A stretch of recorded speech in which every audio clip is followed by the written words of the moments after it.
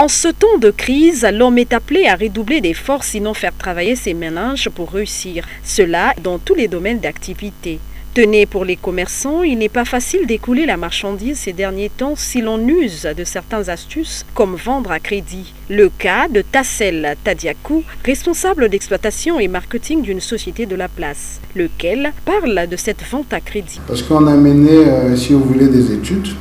Et ces études-là nous ont révélé que, par exemple au Congo, il n'y avait pas encore un tel secteur en ce qui concerne la vente à crédit.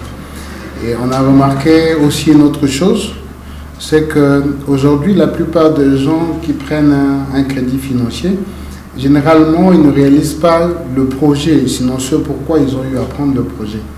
Et ce qui fait que, généralement, après, il n'y a pas la satisfaction. Mettre à la disposition des populations des biens et des services, c'est la mission que s'est assignée cette société. Seulement, pour toute affaire, il faut respecter certains principes. Oui, on établit ensemble un protocole d'accord.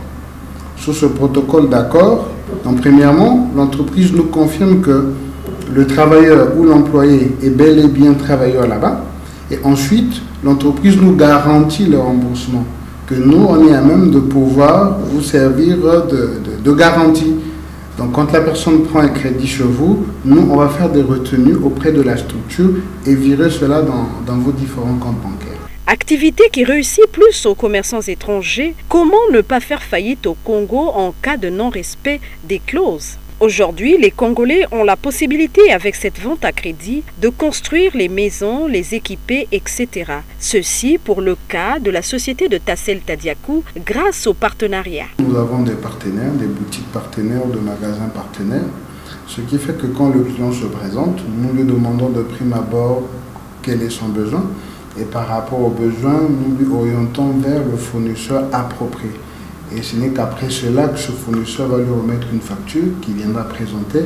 Dans ce moment-là, on a donc l'élément sur lequel il faut travailler.